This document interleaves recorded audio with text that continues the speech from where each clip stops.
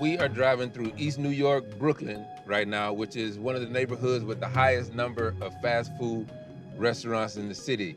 I see a Wendy's, a Burger King, a Checkers. Checkers has 2 for $4 spicy chicken or crispy fish. What kind of fish is that? Like, this area is mostly brown and black.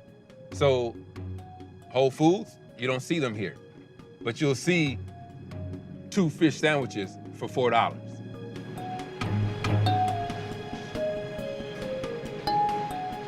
Around the corner from that strip of fast food underneath the 3 train is East New York Farms. Oh, I see we got some action over here. Some kale.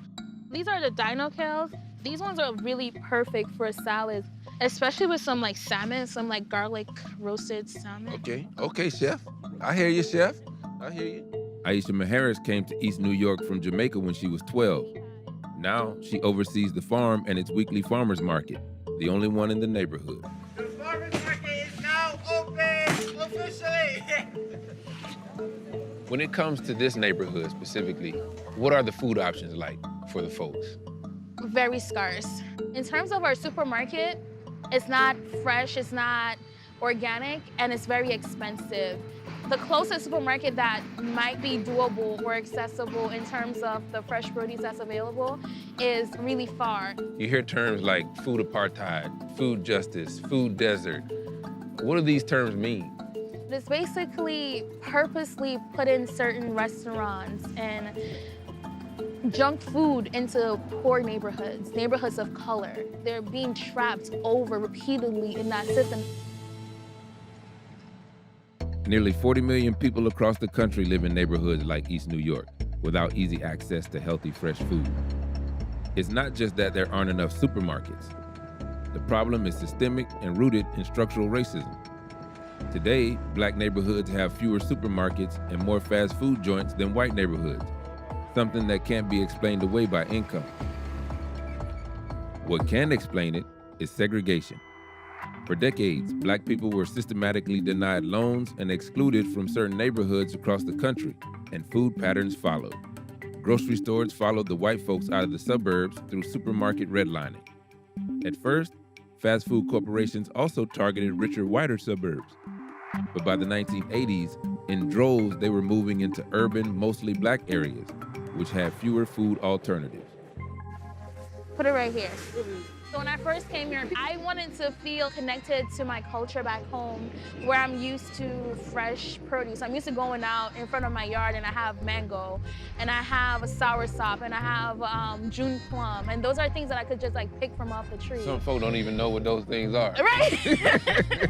What do you say to folks is like, if you want healthy food, just go get healthy food. Healthy food is always stigmatized to be a white thing, expensive, and unappealing.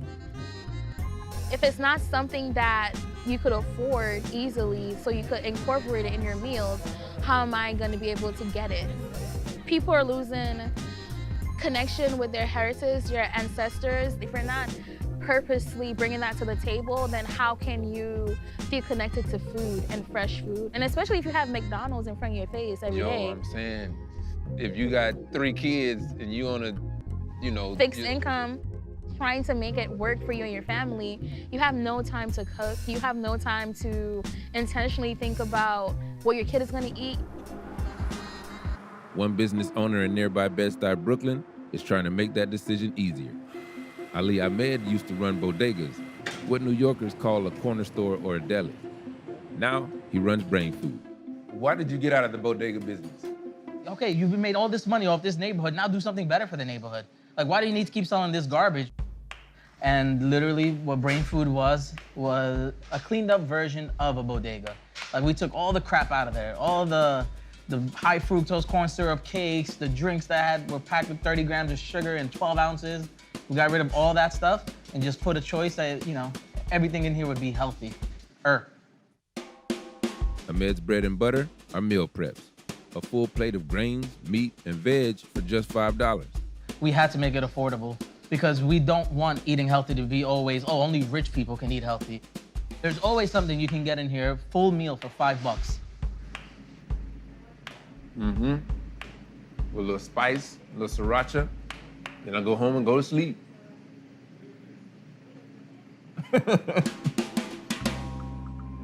Bed-Stuy is gentrifying, which means more places to get a salad, but also higher rents and community displacement. Ahmed is catering to both those coming in and those who were there before. When you first arrived here, what was the reaction from like the neighborhood?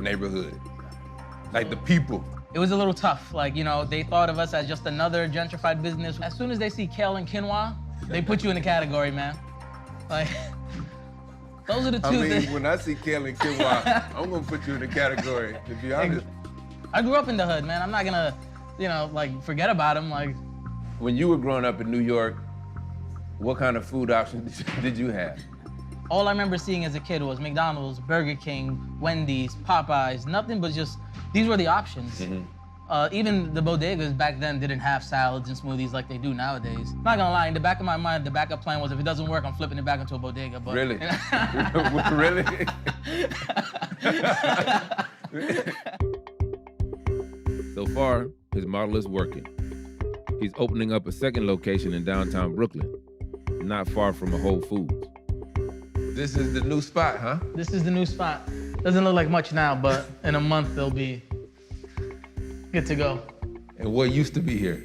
A Checkers fast food joint used to be here.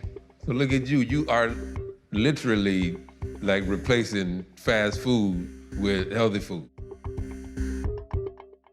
Offering more choices beyond just fast food or expensive food is what Harris is trying to do too. The farm put out a cookbook of recipes from community members and puts on cooking demos.